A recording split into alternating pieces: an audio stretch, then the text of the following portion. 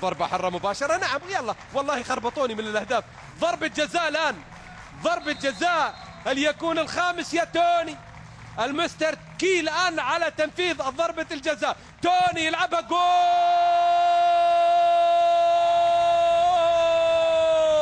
كبيرة على العميد، كبيرة على العميد. ولكن كما ذكرت بأن الجزيرة عنيد عنيد عنيد. 5 أهداف. لاحظ هنا لمسة اليد الواضحة تماما، وعلى طول توني، يعني توني من كل مكان يسجل ضربة جزاء ما راح يسجل. لاحظ يضع الكرة في مكان ويضع حارس المرمى في مكان، وهدف خامس الآن. شو اللي يصير؟ شو اللي يصير؟ زلزال جزراوي هنا في استاد زعبيل.